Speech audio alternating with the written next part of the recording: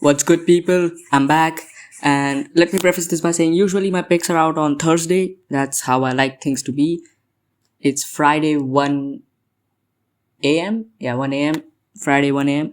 The thing about my predictions being late is now this is probably gonna come out around Friday 2 or 3 p.m. around ish. This is probably gonna come out then. The reason for my picks being a little bit late is I started filming yesterday. And I only got to like a couple fights on the prelim, like 4 or 5 fights most. I think I was at Tracy Cortez versus Wong Tong. And then I stopped recording because I ran out of time. Now you might be wondering why did you run out of time? Because I was supposed to start recording around when I'm recording right now, which is like 1 a.m. So I was supposed to start recording. Why the fuck are there so many mosquitoes, dude? I fucking will genuinely slime them out. Fuck, dude, I need to get that fucking, the bat thing, the electric executioner bat thing for mosquitoes. Well, besides the point. Yeah, where was I? The reason I could not film yesterday, or I could not record yesterday, my picks, I could not record them yesterday, is because I ran out of time. Because I was supposed to start around 1 a.m. I started talking around 3 and, I think I started talking about at around 3:40 a.m. ish. Now, you might be wondering why such a huge delay. Gooning. Listen. See, usually what happens is I start doing what I do, and usually it takes like 1.5 minutes, sometimes even less. But sometimes this thing happens where my shit glitches out, is the best way I can put it. Shit just nothing happens. Nothing ever happens. Fucking mosquitoes, dude. What the fuck? If you ever see me clapping, if you ever hear me clapping, yeah. Fuck. Yeah, I'm not clapping, bro. I'm trying to beat the shit out of them. I'm gonna start hunting them down, bro. I'm gonna start like counting this shit. I'm gonna make my mosquito body count. Where was I? I was at gooning. Gooning. So nothing really happened. So I started around 12. So I can get my goon sesh in, and I can like then freshen up and stuff and whatever, and then I can start recording at around 1 a.m. I started, and then I finished at 2.5. Don't ask how that happens. Some of you might be thinking, oh, that's such a good thing. It's not a good thing when you're trying to just, if I were to ever do it with a girl, which, let's be fucking honest, the chances of that happening are 0.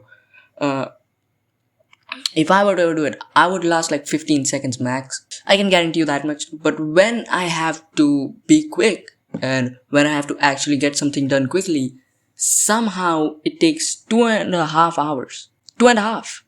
Now I might be thinking, okay, you finished at around 2.5. Why did it take you an hour extra to start recording? Bro, can you imagine the fucking sweat? Bro, I'm already a sweaty guy. It has nothing to do with me being Indian, okay? I'm just a sweaty guy. It definitely does not have anything to do with me being Indian. I'm so sweaty, bro. When I sleep while hugging my pillow, and my pillow I wake up and I have to change my pillow covers like daily, bro. Because I wake up, my pillow cover is fucking drenched. What is this video even supposed to be about? Yeah, my picks for UFC 329. Fuck, let me pull that up real quick. So where was I? I pretty much became Chase Hooper and spent too much time gooning yesterday night. Spent too much time gooning this camp. So that's why this video is a bit late. And I have been busy with my studies and shit. I need to explain this to you guys, right? So they pretty much want me to like submit basically assignments. And there's a lot to be done in these assignments. The thing about these assignments though is, now I can either record videos, edit them, upload them, or I can focus completely on my assignments. You know what I ended up doing? Nothing. I just ended up laying on the bed.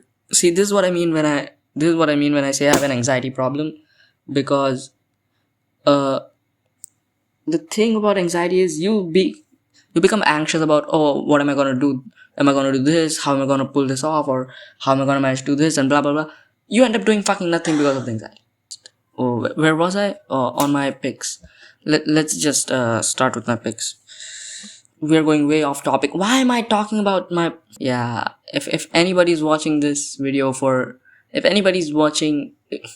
If this is your first video of mine, if this is the first video you're watching of me, I sometimes drag my intros out and maybe include some things about my personal life that should stay personal, especially considering that nobody cares. But let's just start off with the picks. Okay, also I need to tell you guys something that... Oh, let me tell you something. Let me tell you something. The Conor McGregor versus Max Holloway predictions, rather the breakdown or whatever, if you've watched the whole breakdown video of Conor McGregor versus Max Holloway 2, if you've watched the whole thing, then you can skip it. Fair warning though, I did change my prediction from round 4 TKO to round 3 KO, KO/TKO, whatever. I did change my prediction from round 4 to round 3. That's the only difference. Other than that, I'm gonna just paste the same video. I'm not even gonna like record anything again. It's just gonna be the same video pasted in the end. So yeah, if you've already watched it, then don't. If you've not, then yeah, you can just stay and watch the breakdown plus prediction, which is pretty much the same video. I've just added it into this one. Let's start with the first fight on the card, the first fight on the prelims. We have Cody Durden versus Alessandro Costa. Now make no mistake, this is a hydrogen bomb versus a coughing baby matchup.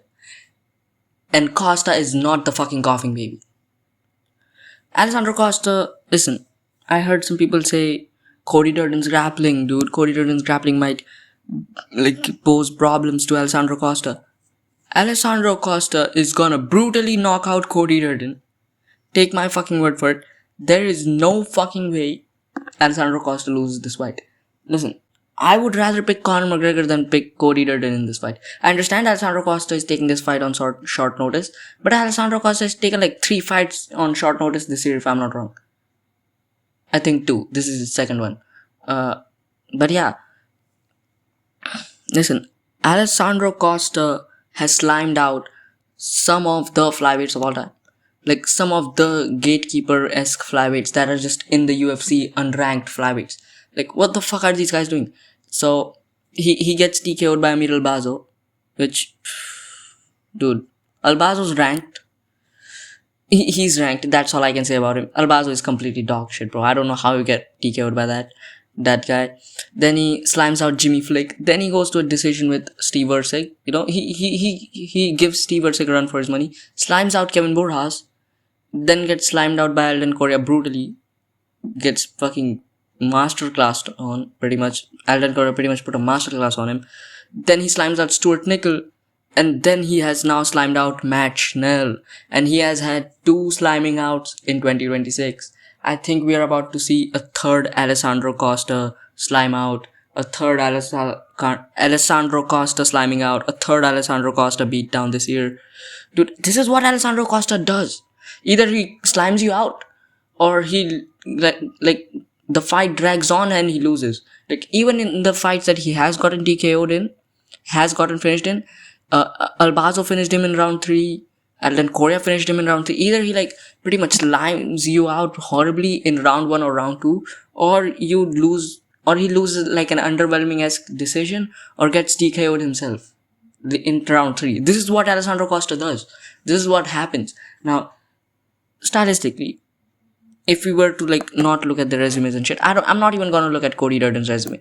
Listen, Cody Durden is fucking 7-8-1 in the UFC. The guy doesn't even have a winning record. You want me to pick this guy over Alessandro Costa? No fucking way. He picked up a win over Rafael Filo, which is impressive. But the thing about Rafael Filo is he doesn't really have a problem with fighting off of his back.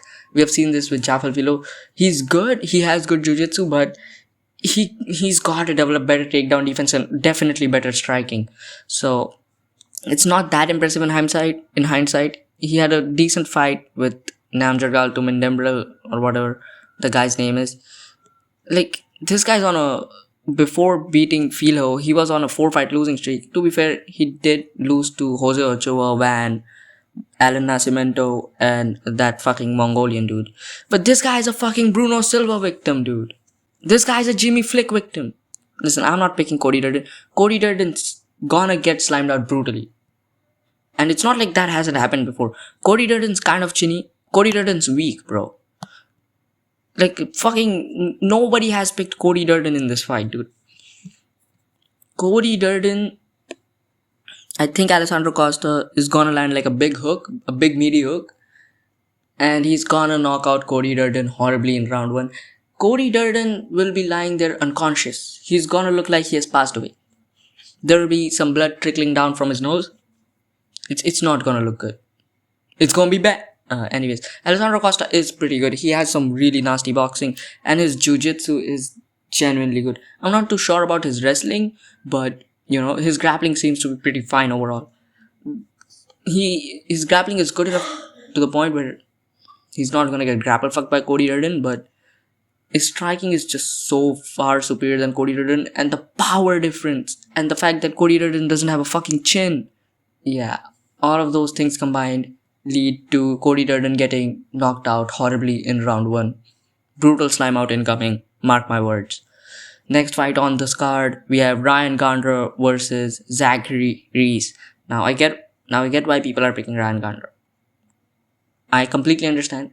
Ryan Gandra knocked out Jose Medina. Zachary Resse went to a fucking decision with Jose Medina, which is bad.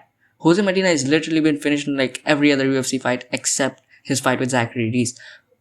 I don't know what Jose Medina even does. I don't know how this motherfucker got into the UFC, but he somehow snuck into the UFC, okay?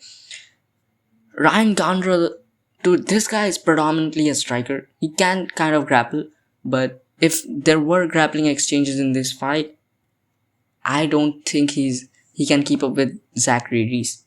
I think he will be able to do good because he's so big and strong. Like, he has a lot of girth. Zachary Resse is a taller, lankier guy. Gandra is more of a stubbier, shorter, middleweight. So he should have the strength advantage over Zachary Resse.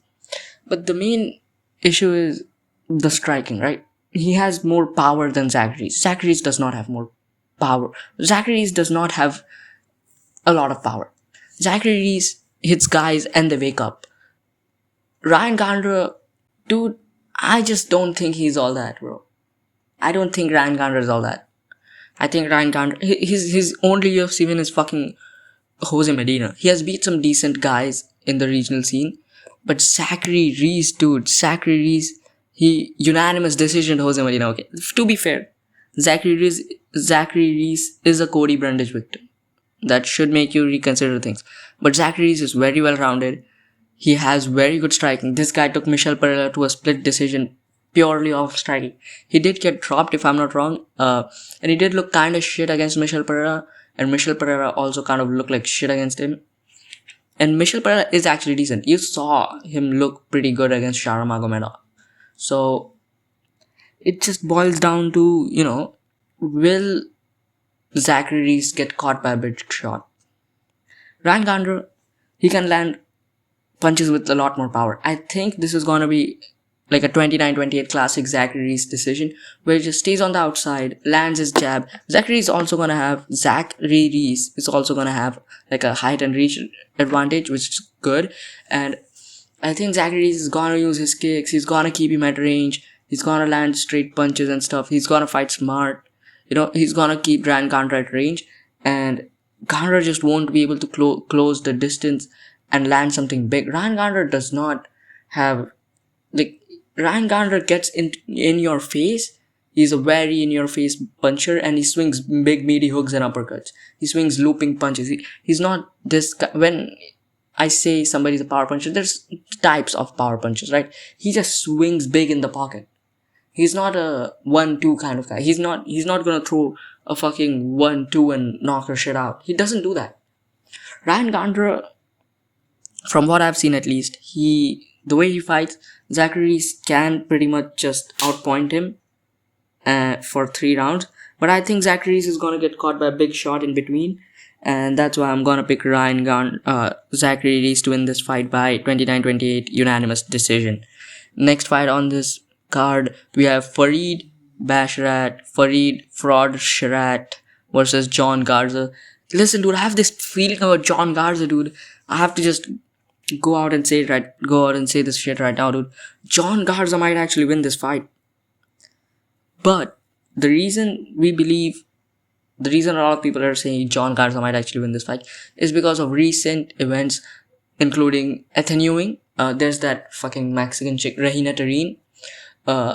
So a lot of these things happen where guys come over and, nobody expects them to beat these really high level guys, but they end up beating them. The thing is, those people, if you look at their records and you compare their records to the opponent they're fighting, I want you to go back and with the Ethan Ewing Malcolm Wellmaker thing. Ethan Ewing, you look at Ethan Ewing's record and the guys he's beat, and then you look at Malcolm Wellmaker's record and the guys he's beat, and the way they're beating them. You look at that again and you think about it and you're like, why did we pick Malcolm Wellmaker? Yeah, mostly because it was a short notice fight. Same with John Garza. But the thing is, John Garza has not beaten good level guys, dude. John Garza has not beaten any good opponents. And I think Farid Basharat, we're gonna see another boring Farid Basharat decision where he's just on the outside, landing the fucking 1-2. John Garza is tall and lanky, and he does have power, which is problematic. I think he might be able to crack Farid Basharat on the feet once. But I think for the rest of the fight, Farid Basharat is just gonna stay on the outside, do what he usually does, get a fucking boring ass decision, and win this fight. I'm gonna pick Farid Basharat by unanimous decision. A lot of people are picking Farid Basharat by submission because they think he will grapple and he'll try to out grapple John Garza. That is a possibility, but I just don't see that shit happening. If Farid really tried to submit Garza, he could. He definitely could. But I don't think he's gonna. I think he just is gonna do the fucking boring ass fighting style. He's just gonna put on the boring ass fighting style that he always does. And that's what we're in for. And I'm gonna pick Farid Basharat by unanimous decision. Next fight on the prelims, we have Cesar Salad Almeida versus Damian Pinas. Damian Pinas? Damian Cock and Balls? Damian Dick? Damian Male Genitalia? I don't know what this guy's name. You get the point. Damian Pinas. Very funny name. Haha. Damian Pinas, low-key, looks like a guy whose name would be Damian Pinas. It's not because he's black. Should I rather say it's not just because he's black. Part of it is because he's black. Look at the fucking guy, dude. He looks like a guy whose name would be Pinas. And it does not have anything to do with him being black. Or should I say it doesn't just have well, yeah. Damian Pinas, he has knockout power. He's a very good striker. He has a lot of power on the feet. He just limed out somebody in the UFC in his fucking debut. Wes Schultz, who is semi-decent. I don't rate Wes Schultz striking for jack shit. Cesar Almeida comes from this big kickboxing background. He tried to be like the new Alex Pereira. He did have some success. He won on the Contender Series, which is good. Then he beats Dylan Budka, who is completely dog shit. Then he goes to a split decision loss to Roman Kopylov, who is semi-decent, but Kopylov just grapple fucked him in the later rounds. Then he gets a unanimous decision over Ihor Potieria, who is completely dog shit. Then he knocks out Abdul Razak Al Hassan, in that fight he also got dropped.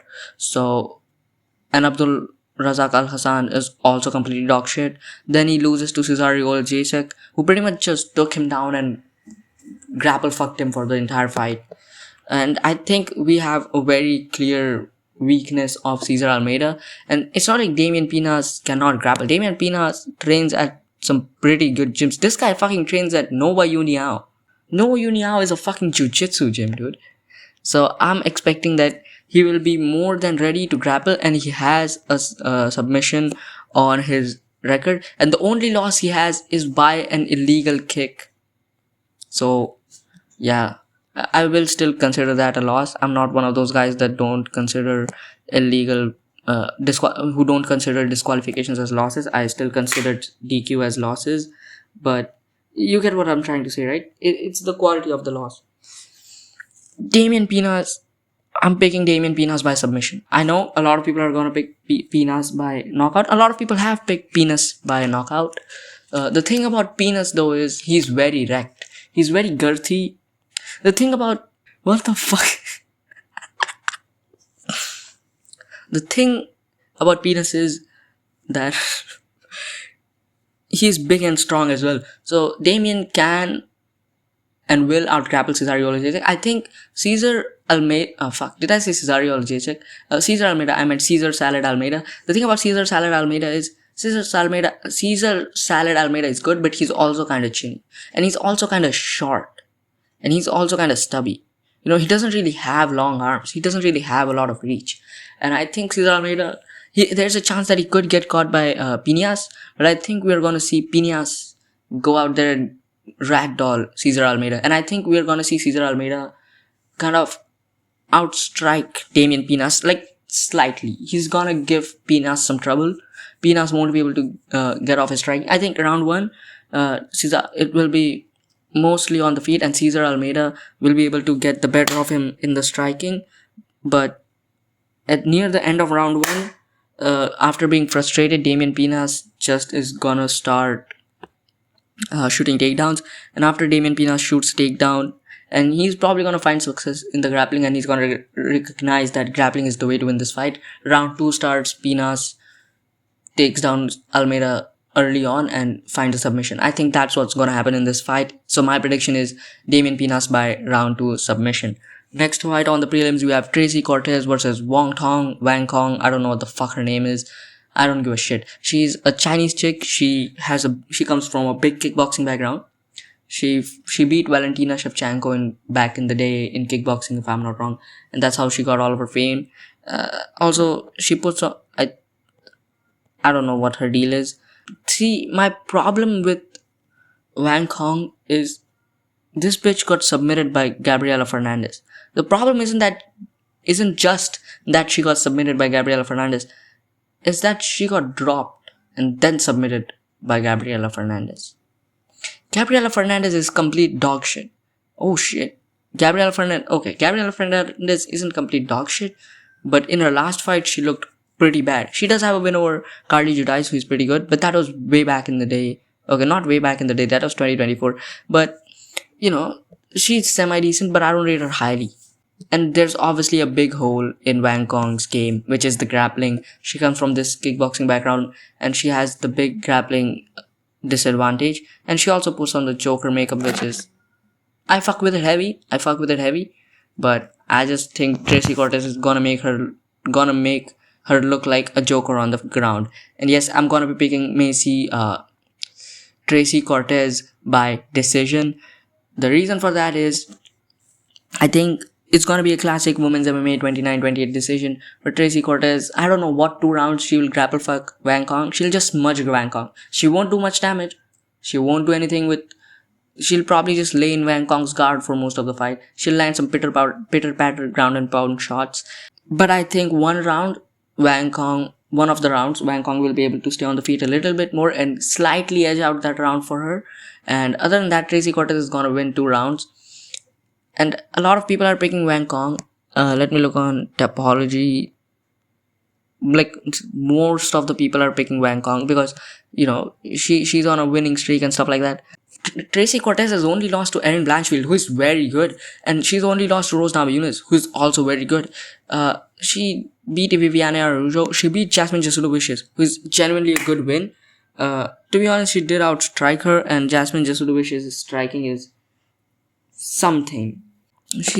Before that, she was like, the only fight she lost was her first one, and since then she was undefeated before facing Rose Namajunas. And Rose Namajunas is very good, and her only other loss is Erin Blanchfield. And I just think Wang Kong is not close to those guys. If Wang Kong had better takedown defense, Wang Kong was taken down by Eduardo Mora. Eduardo Mora was able to consistently, I shouldn't say consistently, but she was able to get in on takedowns. But comparing Eduardo Mora to Tracy Cortez is just not right. Eduardo Mora, she's just not good. And if Eduardo Mora can do that to you, I think Tracy Cortez will be able to edge out a grapple fucking decision over Wang Kong. Next fight on the prelims, we have Kai Kamaka III versus Luke Riley. Now, at first, I was very interested in this fight because I was like, Kai Kamaka, man, he's very well-rounded and he has a very good skill set. Now, I was watching Aniki MMA's prediction for this fight, He said there might be a fraud check incoming, a 29-28 fraud check incoming. I do agree the fight will probably be a 29-28 decision. I'm gonna pick Luke Riley by decision. I just don't think it will be a fraud check. Luke Riley, I agree, he's dog shit. I don't think he's good at all. Michael Aswell was doing good against you, bro, and he was getting grapple fucked by Bogdan Grad. Now, obviously, if you're Kai Kamaka III, you want to get into this fight with the intent to grapple. The game plan should be you have to take Luke Riley down, and Kai Kamaka 3 should try to grapple fuck Luke Riley, and that should be his way to win this fight. But I just don't think he'll be able to do that. Even if he tries, which I don't think he'll come in with the proper game plan, first of all. And I think even if he does, I don't think he'll be able to do anything. Because I watched his last fight, and I thought most of the fight he spent in the clinch. He spent most of the fight clinching up. And even then, it was like, I looked at the stats, the guy didn't get a single takedown. In that fight, he got dropped instead. And I think Luke Riley is gonna get a decision win over Kai Kamaka III. Just a classic Luke Riley decision where he just outstrikes Kai Kamaka III. If there's a Kai Kamaka III, you know what that means. Kai Kamaka II, I'm looking at you, bruh. What the fuck am I even doing with my life? Luke Riley, he is about to get fraud checked pretty soon. I think he'll get fraud checked this year. I'm pretty sure about it. There's a chance he doesn't if they keep feeding him cans like this, but there's a very solid chance he's gonna get fraud checked in his next fight. But I just don't think Kai Kamaka is the guy to do that. Kai Kamaka on the feet didn't look that good in his last fight. Kai Kamaka, I picked Kai Kamaka, by the way, in his last fight. Just so you know, cause you know, I have ball knowledge like that. So, but I just don't think Kai Kamaka is gonna do that well against Luke Riley. He wasn't able to establish any grappling threat in his last fight, even though most of the time he spent clinching up. So I just don't think he's gonna be able to get any takedowns or do any sort of effective grappling. And I'm gonna pick Luke Riley by decision. Next fight on the card, we have Cody Garbrandt versus Adrian Yanez. Now this fight, yeah, it's not fucking close, bro. The thing about this fight is pretty much they're the same guy. Cody Garbrandt is just washed, and Adrian Yanez is kind of a new version. Adrian Yanez looked really good against Ricky Simon, and Ricky Simon isn't a good bantamweight by any means, but he is not bad either. Ricky Simon is pretty solid. The thing about Ricky Simon though is, the thing about Adrian Yanez is, these guys, this is mostly gonna be a boxing fight. They're mostly gonna box in the pocket. And Cody Garbrandt, man, he's a glass cannon. And I'm gonna pick Adrian Yanez to knock out Cody Garbrandt in round 2. I think round 1 will be pretty close. They'll be exchanging shots. It will be a very close round, you know. But I think in round 2, Adrian Yanez is gonna be the shit. He's gonna catch Cody Garbrandt with a big shot while Cody Garbrandt is swinging big. And he's gonna knock out Cody Garbrandt. The reason I say that is they're pretty much the same. Adrian Yanez isn't that good. We saw him get colded by fucking Rob Font of all people. This guy got fucking leg kick TKO'd by Jonathan Martinez. But Cody Garbrandt, look at his last fight. That's all I need to tell you, dude. Cody Garbrandt wasn't even beating that Chinese motherfucker Long Zhao. Long Zhao is complete dog shit. Long Zhao is a Chinese NPC. That guy shouldn't be in the UFC. And he was losing that fight. The only reason he won is because Long Zhao decided to throw like 3 nut shots in the fucking fight. Yeah, no shit, you're gonna get 2 points taken away, dude. That's the only reason he won that fight. And yeah, it makes sense why Adrian Yanez is such a huge favorite. And I think Adrian Yanez is gonna knock out Cody Garbrandt. And it's probably gonna be like in a boxing combination where he swings big. Like, usually, like, imagine Cody Garbrandt getting knocked out, right?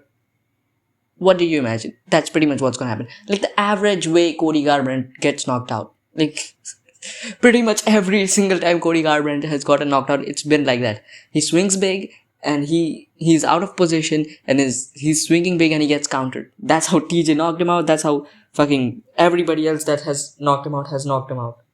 So I think Adrian Yanez is gonna do the same, and he's gonna knock him out in round 2. I'm not gonna talk about this fight more. I'm really not interested in this. I don't want to talk about fucking Cody Garbrandt. Next fight on the prelims, we have Gable Steveson versus Elisha Ellison. Talk about hydrogen bomb versus coughing baby, eh? Listen, dude. Gable Steveson is a minus 3,000 favorite, but Elisha Ellison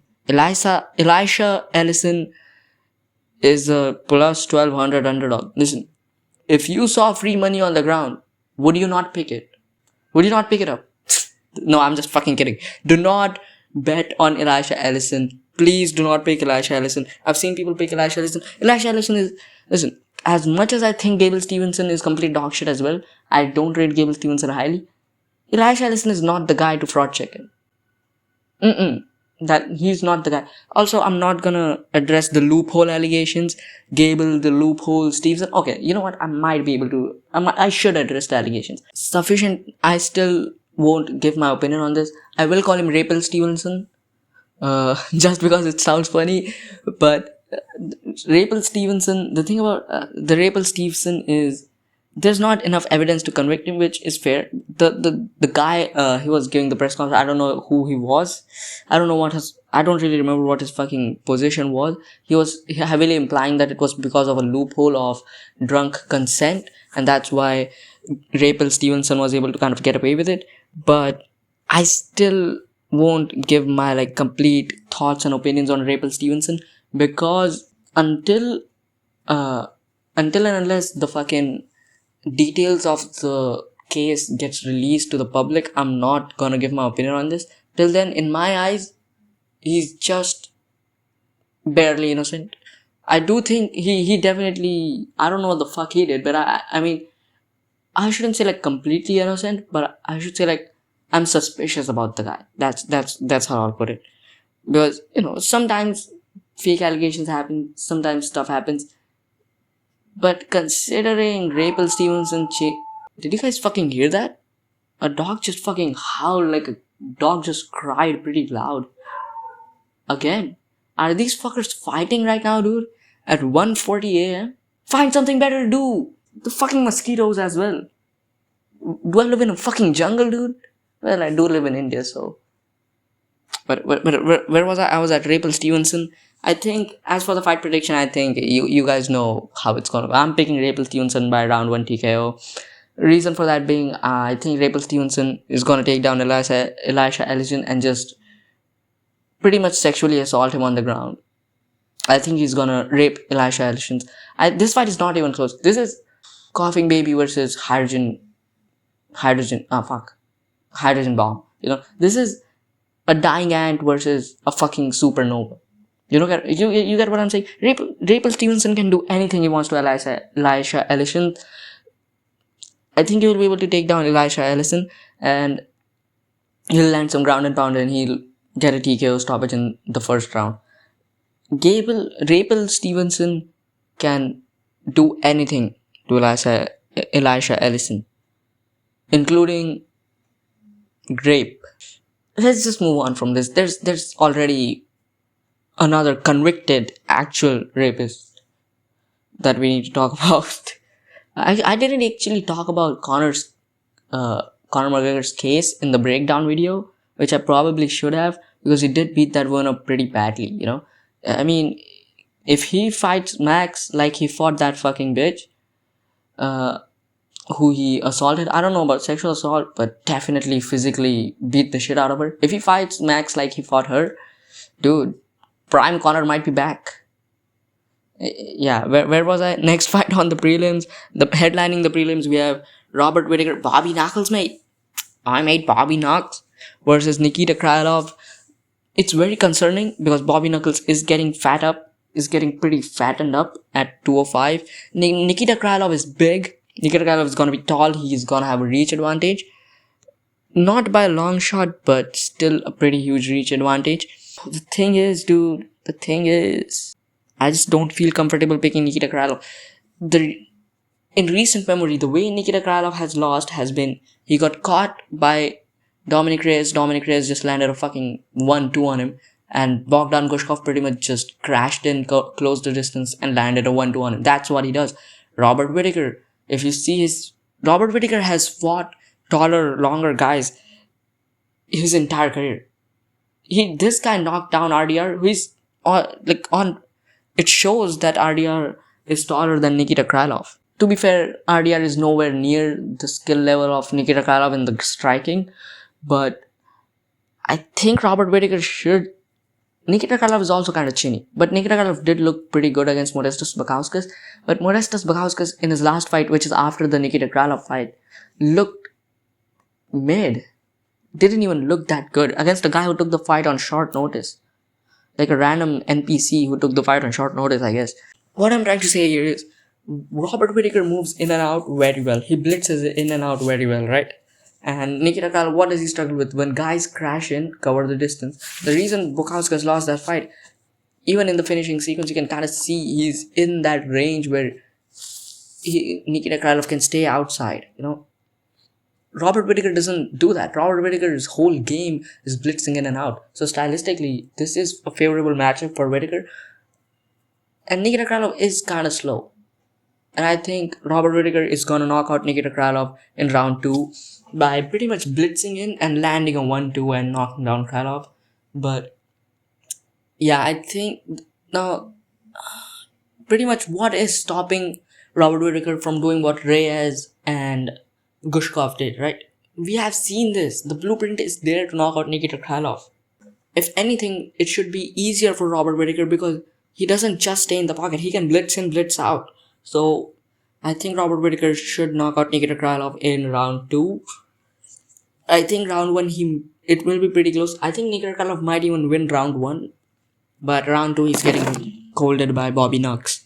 Now the main card, we have Bobby Queen Green versus Terence McKinney. I'm not calling him King Green. Fuck you. And I do like his custom shots. I do believe he should have gotten custom shots. Now a lot of people are picking Terence McKinney. I don't know what the fuck you guys are on about. I know Terence McKinney has very good striking and he closes the distance and he pressures the shit out of his opponent.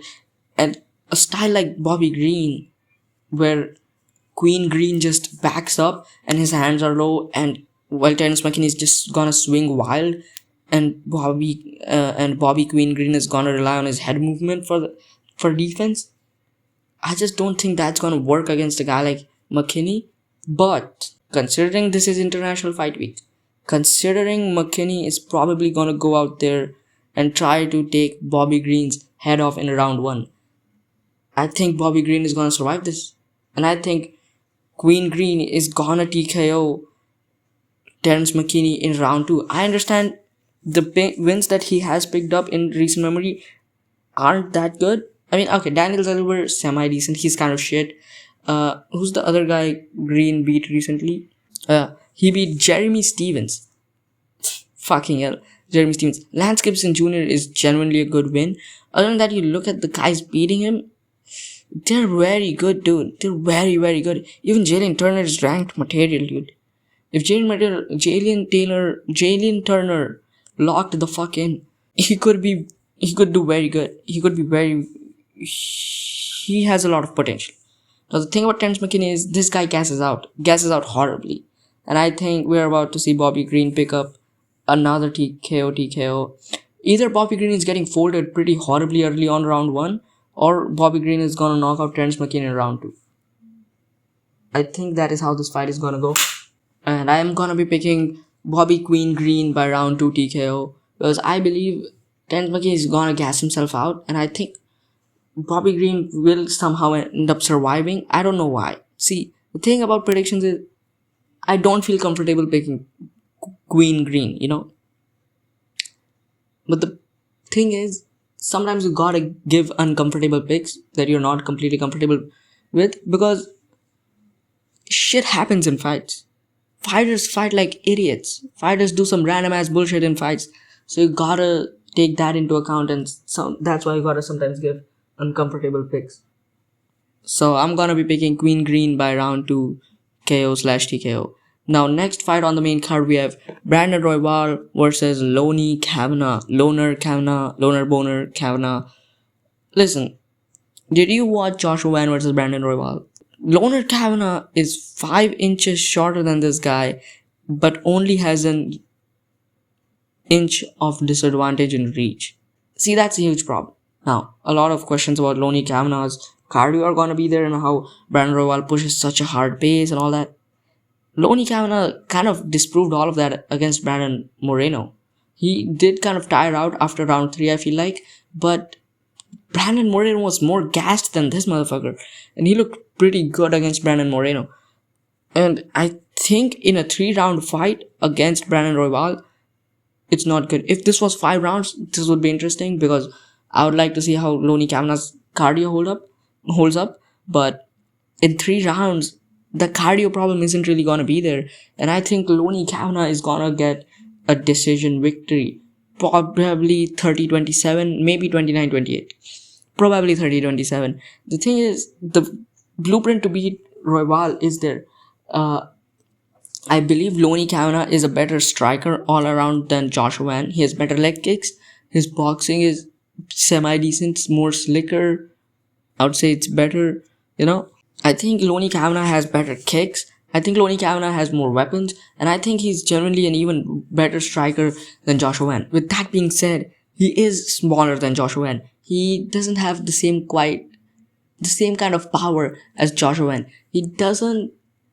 And the biggest problem is he doesn't have the same grappling as Van. Van has very good anti-grappling. Lonnie Kavanagh's grappling is not all that. To be fair, all Moreno could do to him was hold him up against the fence, couldn't even take him down. And I don't think Brandon Royval is going to initiate the grappling in this fight. I just don't think Brandon Royval is going to decide to grapple in this fight. And I think that's what's going to cost him this fight. Pretty much, Lonnie Kavanagh is going to do exactly what Joshua Van did. Get in on the inside, land big boxing combinations, and drag Brandon Royval to a decision, I guess. And also, Lonnie Kavanagh's leg kicks, dude. Holy shit. Did you look at Brandon Moreno's leg in his last fight? Holy shit, dude. So, yeah, I'm gonna pick Lonnie Kavanagh by decision. Next fight on the main card, we have Corey Sandhagen versus Mario Bautista. And pretty much what this comes down to is how good does Mario Bautista game plan and how good does Corey Sandhagen game plan. Because both of these guys are very well-rounded everywhere. Both of these guys are very good everywhere. In the grappling, in the striking. I do believe Corey Sandhagen overall as a striker is probably better. In jiu-jitsu, he's probably better than Mario Bautista. Overall, in grappling, including everything, wrestling and everything, it's very close. I think they're both even overall in the grappling. Now, obviously, that pretty much nearly everything that Mario Bautista does, Corey Sandhagen does better. With that being said, I like Mario Bautista, and that's the only reason I'm going to pick Mario Bautista. Listen, I have no other reason to pick Mario Bautista than I don't like, rather should I say, I like Mario Bautista. I do like Corey Sandhagen, but I just like Mario Bautista more. Mario Bautista did get finished by Sandhagen in their first encounter pretty badly, but Mario Bautista has grown since then, bro. And if anything, Corey Sandhagen hasn't been looking that good recently. Corey Sandhagen, this guy, to be fair, Corey Sandhagen is a very good gatekeeper. Very good gatekeeper. Corey Sandhagen, dude, he beats like everyone who's not supposed to be top 5. Other than that, look at this guy. He lost to Merab. He beats Figgy, who's not top 5. He lost to Umar, who fought for a belt. He beats Morab Font, Marlon Vera, Song Yadong. Song Yadong, to be fair, is top 5. This guy's lost to fucking everyone. He lost, in quotation marks, to TJ Dillashaw. He didn't. That shit should... I don't know how you scored that fight for TJ Dillashaw. But, he lost to Sterling. He lost to Umar. He lost to Merab. He lost to Purian. Other than that, he has some good wins. He has beat a Song Yadong. That's his most notable win. Figgy is good, but Figgy is not that good. And the Song Yadong win was also in 2022. That's kind of an old win. Mario Bautista, dude.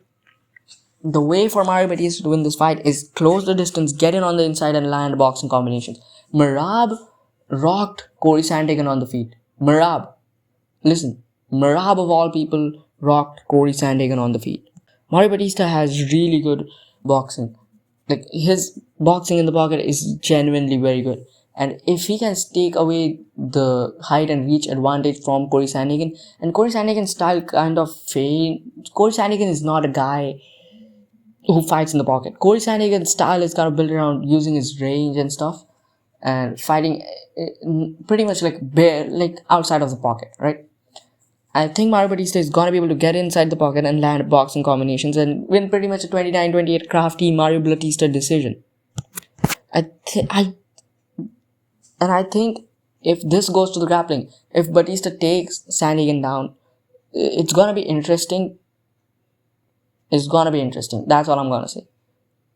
Because the thing about Corey Sandhagen is he does have good get-ups, but off of his back he doesn't really have a game.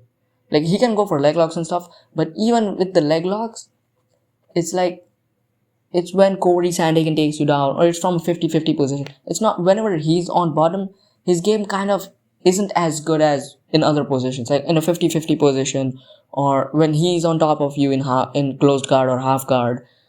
When he's the one on bottom, it kind of becomes difficult for him. He does have really good get-ups from bottom, but the blueprint to beat Sandhagen is there.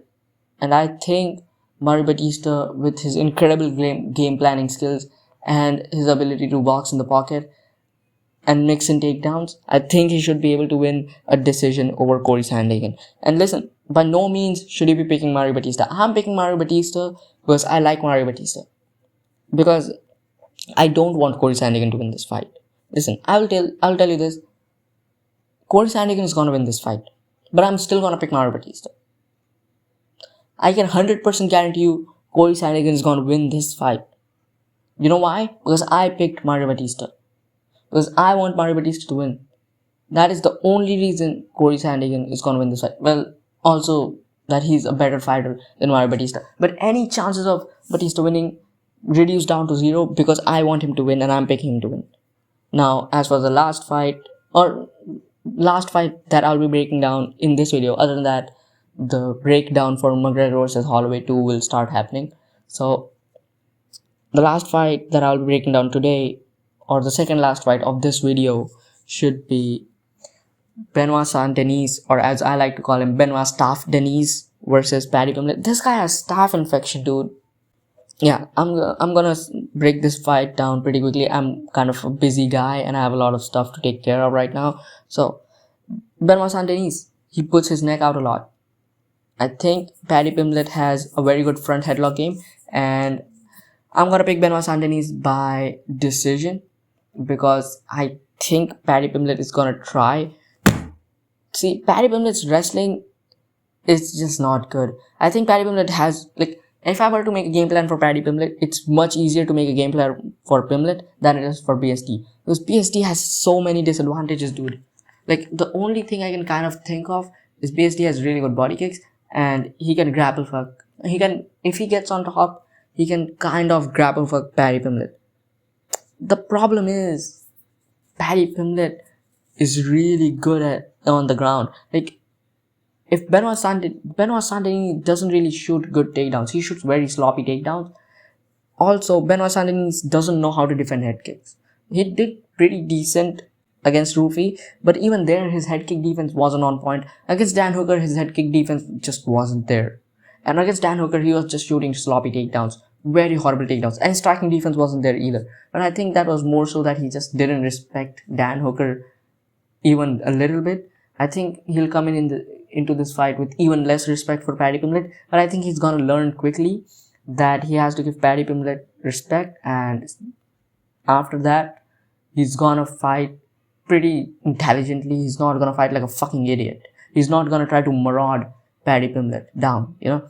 Paddy Pimblett has a very good front headlock game. If Benoit St.Denis goes for a takedown, I can very well see Paddy Pimblett snatching up a guillotine, like a front headlock choke, like more than likely a guillotine, because BSD does shoot sloppy takedowns. That is one really huge issue from BSD. But do I think he's gonna be able to do that? No. We have seen Paddy Pimblett do this over and over again.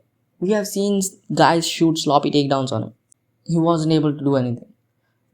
Even Michael Chandler was able to take this guy down consistently. Michael Chandler is a short dork, and he could cover distance in order to take down Paddy Pimblett. I think Benoit St.Denis, with the style that Benoit St.Denis had, where he just marauds at people. And Benoit St.Denis also has a power advantage. To be fair, Paddy Pimblett has a lot of power in his hands too, and Paddy Pimblett has a chin. Scousers don't get knocked out. Sorcerers don't get knocked out as some. Oh yeah, Cody Garbrandt is also on this fight card. So I would just like to see both of them interact at some point in time. And Cody Garbrandt, I just want Cody Garbrandt to go. Sorcerers don't get knocked out. Bro, just because he's British doesn't mean he's a character from Harry Potter, dude. So, yeah, I'm gonna pick Benoit St.Denis by decision. He could maybe get a TKO. I don't think he'll be able to submit Paddy. There's just no chance that happens. Paddy on the feet, this fight on the feet will be goofy as fuck. I think if anything, Paddy probably is gonna win this fight on the feet. I know that's kind of an hot take, but I think Paddy on the feet, this fight is gonna be leaning towards Paddy Pimblett. I can break this fight down for half an hour more, but because I'm so busy, I'm not really gonna be able to. I really have to go, I'm sorry. So my final prediction is Benoit St.Denis by decision. I don't know how many times I've said that. This is like the 69th time I've said that. So yeah, I guess I should start playing the McGregor vs Holloway 2 breakdown after this. What's good, people? I'm back, and today we will be breaking down Max Holloway versus Conor McGregor 2. Now, usually I don't do breakdowns, but I'm gonna start doing breakdowns for fights like sometime before, like a week or two before the fight. And the thing about breakdowns is, when I do my predictions video for the whole card, I'm gonna do the breakdown video is just going to be inserted there. I'm not gonna do a different breakdown or a different prediction. So the breakdown and the prediction will be in the same video. So stick around for the prediction as well. When I usually do breakdowns, I usually write stuff down. I usually script a little bit, or when I say something, I usually have it written down. I have like bullet points written down. I don't have any of that written down. So this is just gonna be me freestyling. So it might be a bit here and there, and some points might be like, the order might not be correct. I might talk about something that I should talk about later. I'll talk about that before. I'll talk about one point that I should talk about early on that I might end up talking about later on. So yeah, that might happen in this video a little bit. But let's just get straight into it. Conor McGregor versus Max Holloway 2. It's pretty interesting. The most interesting part about this fight is that it's at 170. Because if you guys saw the first fight, now, the general idea of people from that fight is that Conor McGregor just grapple fucked Holloway. That was not the case. Rounds 1 and 2 were mostly striking, and Conor McGregor was outstriking Max Holloway on the feet, and he was piecing him up.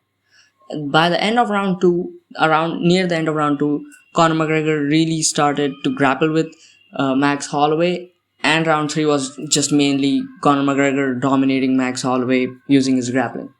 Now, with that being said, does Conor McGregor grapple? Because keys to victory for Conor McGregor to win this fight is by grappling Max Holloway. And the more I think about this, the more I start leaning towards Conor McGregor. Because the more I start thinking, Conor McGregor is going to win. Now, one interesting part about this fight is going to be Conor McGregor being a southpaw. Now, Max Holloway has fought southpaws. Max Holloway has fought Dustin Poirier 3 times. But none of the southpaws that Max Holloway has fought have quite the style of Conor McGregor. First, let's just start off with what the basic styles and advantages is going to be. Max Holloway definitely is small. The reason Conor McGregor should grapple in this fight is Max Holloway is small. Max Holloway is already a small 155er. Add welterweight, Conor McGregor is going to be cutting weight to make welterweight. And Max Holloway, he's already small at 155. He just fought in March. He hasn't had that much time to bulk up to 170. He still doesn't look that big. And also, Conor being the more shorter and more stockier guy than Max Holloway, he should have the girth advantage, and in the grappling, it's going to be very useful. Now, the reason Max Holloway runs into grappling problems a lot is because he has short arms. Now, the height difference between Conor and Max isn't that much. When you have around the same height-ish and you have short arms, that really puts you at quite a disadvantage. But obviously, Max Holloway being the taller guy, he uses his height very well, and his ability to move out of range is very well. Obviously, being the taller guy, it doesn't really matter if you have short arms, if you're that much taller than your opponent, if you have shorter arms than your opponent. But usually Max Holloway isn't that much taller than his opponent. It's like an inch or two at most. And that's the problem he kind of faces, because if he had longer arms with the style Max Holloway has, that point fighting style and staying on the outside style with the movement and all that, Max Holloway does not have to engage with you in close distance. He does not have to close the distance against you. We saw this against Charles Oliveira as well. The reason Charles Oliveira was able to crack Max Holloway on the feet was because Max Holloway had to cover the distance. The reason Max Holloway did so well against Justin Gaethje is because Justin Gaethje fights in the clinch, he fights in the pocket, and Max Holloway, he doesn't necessarily fight in the pocket, but because the range he fights at isn't necessarily completely out of the pocket. It's not like a point fighting range, but it's not necessarily out the pocket. It's somewhere in between, kind of. What Max Holloway does really well is he gets in the pocket, he lands his flurry, he lands a couple punches, he gets out of the pocket. Max Holloway is constantly on his bike, circling out, but that also causes a problem that Max Holloway can be pressured very easily. Not necessarily very easily, but we have seen this at times that Max Holloway does get pressured. And that's a bit of a problem, because in the Charles Oliveira fight, if Max Holloway wasn't pressured, okay, let's be fair, Charles Oliveira is a world-class grappler. Comparing him to Conor McGregor isn't really fair. But still, if Conor McGregor wants to take Max Holloway down, he has to pressure him back to the fence. That's what he has to do. Now, Conor McGregor can do that. We have seen Conor McGregor pressure. I've seen Conor McGregor pressure Cowboy Cerrone as soon as the fight started. I've seen Conor McGregor pressure Dustin Poirier in both of those fights. And Conor McGregor was pressuring Max Holloway in his first fight as well, which is really intelligent, because a guy like Max Holloway, you want to put him against the fence. You can't let him out at space. Max Holloway does his best when he's out at space and you're out at range and you're giving him space. You're giving him space to move, because he will just be moving on his bike. He'll land punches and then he'll move outside. Charles Oliveira did this so well because he had to start grappling with Max Holloway somehow. You see the start of round 1, he just threw kind of caution to the wind like he usually does, but in a more safer kind of way. Charles Oliveira pressured the shit out of Max Holloway. Now, if Max Holloway wants to play that game of riding on his bike and, moving in, moving out, it causes problems because he has such stocky arms, because he has to cover distance. Against Justin Gaethje fights in the pocket, so he doesn't have to deal with that problem. Dustin Poirier, he's a boxer. He doesn't really fight. He also kind of fights in the pocket, so he doesn't really have that problem. Volkanovski, he gave him problems because he does not have to fight in the pocket. He can use his jab and move outward. Charles Oliveira, he was using those steeps to keep Holloway back. Now, with Conor McGregor, Max Holloway is gonna have that same problem. It's not necessarily such a big issue. The bigger problem is Max Holloway does back up quite a bit. Max Holloway has a tendency to get backed up, and when that does happen, Conor McGregor has to shoot takedowns. But let's be real, Conor McGregor is old.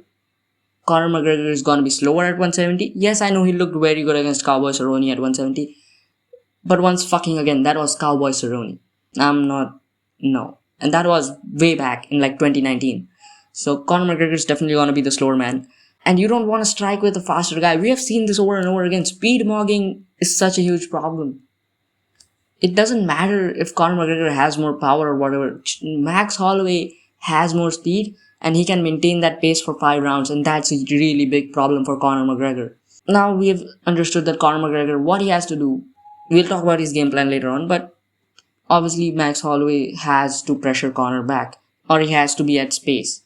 Now, Max Holloway against Dustin Poirier in that open stance, he was just like it was against Dustin Poirier, it's going to be against Conor McGregor. And in that open stance, that straight left hand for southpaws and straight right for orthodox fighters, pretty much the cross really opens up and you have to pretty much step out and line up that cross and land it, and that's really there. That is one of the main things in the open stance that you use. That is one of the main weapons, and Max Holloway did that very well. He dropped Dustin Poirier using a straight cross. I don't know, he's orthodox, so a straight right. Now in open stance, that straight right is gonna open up, but Dustin Poirier doesn't really fire crosses that much. He's more of a hooks and uppercuts kind of guy. He doesn't really do that. Who does throw straight rights? Does throw I fucked it up. Who does throw straight lefts? Who does throw crosses from open stance? Conor McGregor. Conor McGregor having the longer reach, combined with the fact that both of these guys, their main offense is going to be the straight cross fired from open stance, really puts Max Holloway in a bad situation. With that being said, Max Holloway is taller, so that's going to give Conor problems, even though he has the longer reach. And Max Holloway is much faster than Conor McGregor. So it doesn't matter if your two even lands, if your opponent lands before you. That's going to be a really huge problem. Now, Max Holloway, he sets up his two pretty much the same way. From what I've seen him set up his two. I've seen him set up his straight cross the exact same way against Dustin Poirier for 5 rounds. 5 rounds of that fight, he was setting up that straight right the exact same way. He would throw the lead hook, and then he would follow it up with a straight cross. That's all he did. That's what he did for 5 rounds. He would get the guard. He would get Justin's guard up. He would get him to block that lead hook. He would step out. He would get the angle right, and he would land that cross. Now, I'm saying Dustin Gaethje. Now, Dustin Poirier did start to adjust to it, but dude, you can't be throwing that shit for 5 rounds. 5 rounds, Max Holloway did not make any adjustments because frankly, he didn't really have to change. Now, is Conor McGregor that good of a striker that Max Holloway has to change that up? Possibly. Now, the thing about Conor McGregor versus Max Holloway is, in that first fight, Max Holloway didn't have as many weapons, and Conor McGregor just has many more weapons as compared to Max Holloway. Max Holloway just did not have enough.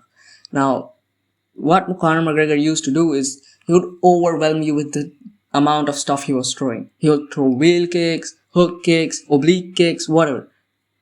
He would throw a lot of shit your way, and that would kind of overwhelm you, and that helped him pressure a lot of fighters back to the fence. But Conor McGregor doesn't really do that nowadays. In the current state, I would say that's not gonna happen. McGregor's not gonna throw any wheel kicks. McGregor's not gonna throw any hook kicks. McGregor's not gonna throw that bullshit.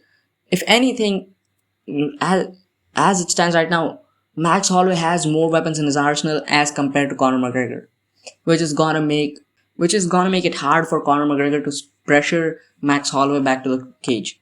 Now, another thing is, the leg kick is gonna be there for Max Holloway. Now, I understand Conor McGregor stands in a very bladed karate-esque stance, or even in that boxing kind of stance. The reason in the third Dustin Poirier fight, he was fighting in a kind of a Muay Thai-esque stance for a little bit, very narrow than usual, is because he broke his fucking foot and he couldn't put pressure on it. He's gonna fight like he usually does. He's gonna fight more bladed. He's gonna fight more heavy. And that stance is susceptible to leg kicks, obviously. And especially with the leg break and all that stuff. Max Holloway is gonna need to throw that calf kick. The problem is, he can't really throw the calf kick. In open stance, the calf kick's not really there. It's there, and Max Holloway did land calf kicks against Dustin Poirier. But the leg kick isn't really gonna be there in open stance as much as it would be in close stance. That's why Dustin Poirier did so well against Conor McGregor. He was able to use those leg kicks against McGregor, and McGregor was able to use those leg kicks against Dustin as well, because Dustin also has a very boxing heavy kind of style. So both of these guys are susceptible to leg kicks, but they usually fight in open stance, so they don't have to deal with it. But in close stance, both of these guys were able to land leg kicks on each other. Now the leg kick's not really going to be there, but the oblique kick of Max Holloway, which he fires off of his lead leg, and so does Conor McGregor, is going to be there for both of these guys. But the way Max Holloway stands, and if both of these guys fired oblique kicks, it's gonna be there more for Max Holloway. If Conor McGregor has to worry more about that leg kick more about that oblique kick as compared to Max Holloway. And Max Holloway really does a good job throwing that oblique kick. Another thing is in that open stance is that Max Holloway against Dustin Poirier in the third fight, he was throwing body kicks a lot. Now those work, they definitely work, because especially head kicks and body kicks from the back leg in open stance are also like way better than they are in closed stance. That's one of the main things in open stance, the 1-2 head kick pretty much. Now the open stance head kick is gonna be there for both of these guys. More for Max Holloway than for Conor McGregor for sure. The body kick though is interesting. Max was able to land a lot of body kicks against Dustin Poirier. He was frankly kind of able to stop Dustin Poirier's pressure using that body kick over and over again. But the problem with that is, if you're fighting a southpaw and you're an orthodox fighter, you have to block that body kick, because that body kick is gonna land on your liver if you're fighting orthodox. But Dustin Poirier doesn't throw body kicks. Dustin Poirier threw one body kick in that whole fight. Or maybe two. Maybe my counting's a bit off, but at most he threw 2 body kicks in that fight. Conor McGregor is gonna throw body kicks against Holloway. He has to worry about that. Against a guy like Dustin Poirier, where he doesn't really have to worry about shit coming his way. He has to worry about stuff coming his way against Conor McGregor. If Conor McGregor fights Max Holloway like he fought Cowboy Cerrone, he will win this fight. Now let's address the elephant in the room. Does Conor McGregor have to respect Max Holloway's power? If I was game planning for Conor McGregor, I would say fuck that. Rush at him like you rushed at Cowboy Cerrone and get him to the fence and take him down. Now Max Holloway, understand, he did get grapple fucked by one of the best grapplers in the history of the sport in Charles Oliveira. But you look at a lot of these sequences, he does have underhooks. But the underhook isn't strong because the underhook isn't all the way in, and also Max Holloway is a skinny twink. So it's not gonna be there. And even in the first McGregor fight, he had underhooks on a lot of these takedown entries. But it didn't matter, because Conor was just stronger than him, and Max just isn't that good of a wrestler. He just isn't that good of a grappler. And especially at 170, if McGregor gets a hold of him, he's just gonna be so much stronger than Holloway that he can take him down. And McGregor's grappling is a bit slept on. McGregor's jiu-jitsu probably isn't as good as Max Holloway, but if he can just pressure the shit out of Max Holloway, take him down and hold him down for like at least 3 rounds of the fight, he wins that fight. Now obviously there's also another elephant in the room. Will Conor McGregor's cardio hold up? That is possibly the biggest question ever. Now Conor McGregor doesn't really have bad cardio, but if you push the pace on a guy like McGregor, he will tire out in rounds 4 and 5. And that's why he kind of had to switch his style around from, he wasn't really throwing wheel kicks anymore, because even against Eddie Alvarez, he didn't throw as many, he mostly just threw punches against Eddie Alvarez. He wasn't throwing a lot of anything else, to be honest. He wasn't really throwing hook kicks and stuff like that against Eddie Alvarez. It was mostly boxing. Now you don't want to do that against Max Holloway. If the only thing you're doing is throwing hands with Holloway, it's gonna be really tough.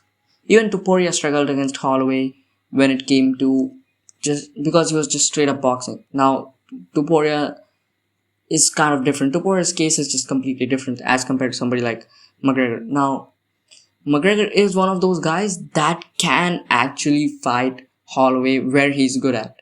Holloway fights at space. Holloway fights at space with a lot of range. McGregor is one of the few guys that can actually fight Holloway's fight. But the same goes for Max Holloway. The way Conor McGregor fights, Max Holloway is always gonna be kind of a tough matchup for him. Especially, okay, maybe not back then. If you talk about the first fight, that doesn't really apply to that. But right now, as things are, that is the case. Will Conor McGregor grapple? Let's make a game plan for both of these guys. First of all, if you're Max Holloway, you have to make Conor McGregor respect your power, first of all. You can't get pressured to the fence, because Conor McGregor is not that good of a wrestler. So if you're out at space, or if you have Conor backed up, you are not going to get taken down. That's the best chance of you winning this fight, is if Conor McGregor's backed up or if you're out at space. So you have to pressure Conor and you cannot get pressured back. And you just have to do you have to use your speed advantage and land punches. You have to throw oblique kicks, you have to throw calf kicks, and you have to line up that 1-2.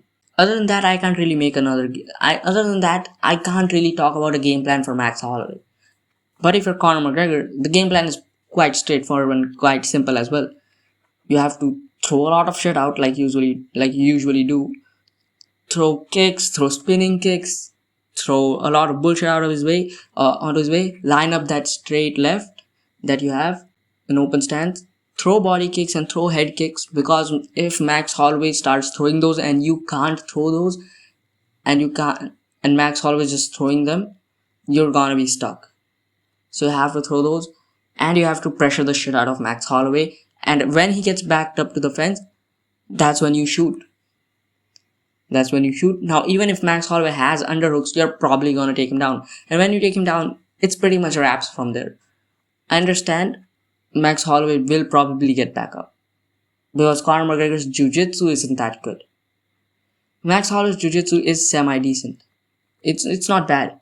The problem is he went up against Charles Oliveira. Going up against Charles Oliveira, your jiu-jitsu is gonna look like shit. Fucking Garbrandt looked like shit on the ground against Charles Oliveira. Yeah, Holloway is not gonna look like shit. I'm surprised Holloway didn't get submitted in that fight. So if anything, if Conor takes him down, it's gonna be really hard for him to hold Holloway down. But because he has such a size advantage, that is a possibility. And in the first fight, McGregor was able to pass Holloway's guard. He was able to get to side control. And his jiu-jitsu did look pretty good in that first fight. Now Holloway has improved his ground game quite a bit since then. With that being said, it's still not good. If he does get taken down, and if he gets taken down consistently, he's not gonna win that fight. So that's the breakdown.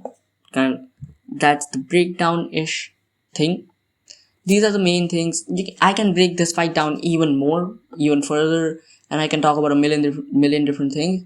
But these are the main things about this matchup that worry me for either guy, and the game plan for both of these guys.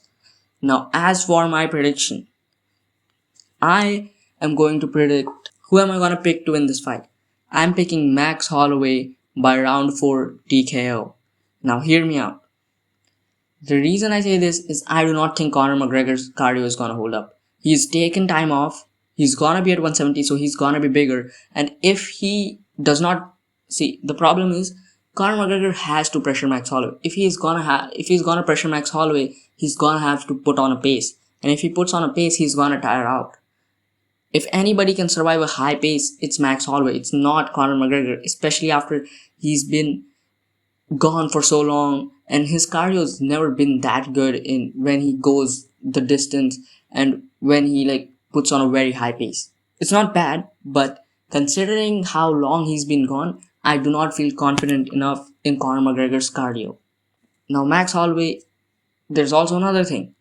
I said Conor McGregor's way to win this fight is by grapple fucking Max Holloway.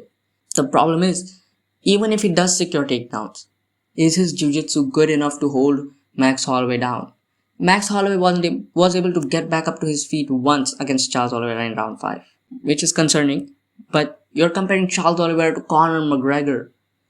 There's a solid chance Conor McGregor can't even pass Holloway's guard. So my prediction is Conor McGregor does try to pressure Max Holloway and does try to grapple Max Holloway. Max Holloway will get back up to his feet. Max Holloway might even lose all the rounds till that point, but Conor McGregor will gas out. I just don't think Conor McGregor, especially at 170, is going to be slower than Holloway. He's going to be heavier, so his cardio is probably going to get worse. And I just think Max Holloway is going to put such a pace that even if he's losing in rounds 4 and 5, Conor McGregor is going to be gassed out. And that's the main problem with this fight. You don't know.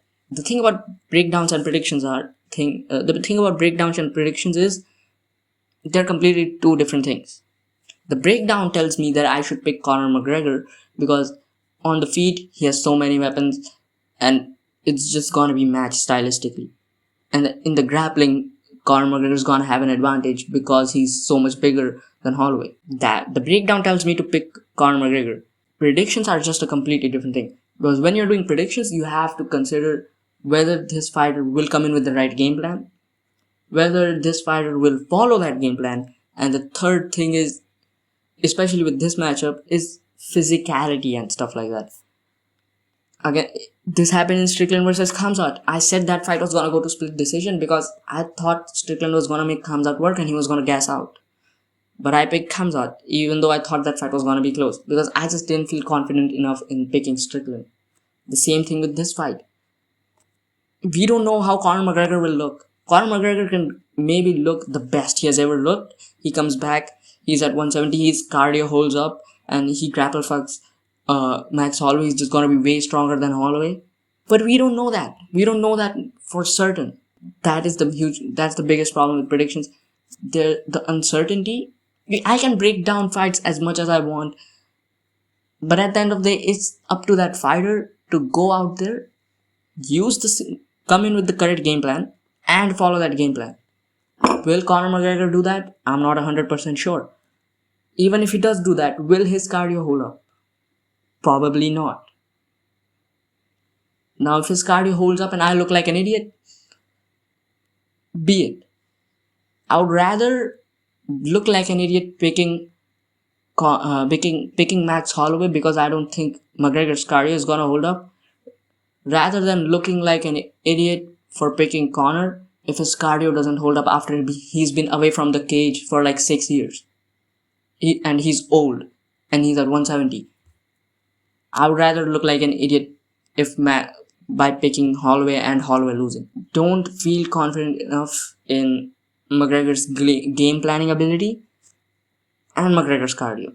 With that being said, Max Holloway does not come in with the greatest game plans, at least when it comes to like mixing everything up. On the feet, he really does know how to figure people out. His game plans, while the fight is on the feet, his game plan works pretty well. Now, also another thing I noticed in the breakdown is that Conor McGregor does kind of get stationary at times. He does when you're kind of hurt or when you're backed up to the fence. He doesn't necessarily move as much while he's throwing stuff at you when you're backed up to the fence. He kind of becomes more stationary. Now, you don't want to become stationary against Holloway even for a minute. If you become stationary against Holloway, you're gonna get cracked. The same goes for Max Holloway as well. If Max Holloway becomes stationary, he's gonna get dropped. The one time he became stationary against Justin Gaethje, he got dropped. The one time he became kind of stationary against Dustin Poirier, he got dropped. He kind of was stationary in the finishing sequence against Charles Oliveira in round 5 in the last like 5 seconds. He got cracked. So both of these guys can't be stationary. Now, as the fight goes on, I'm confident that Conor McGregor will be more stationary than Max Holloway because he's gonna gas out. And that's my prediction, that McGregor should win this fight on paper, but I don't think his cardio is gonna hold up, and I'll be picking Max Holloway by round 4 TKO. And yeah, that's it. And I'll see you guys in the next one.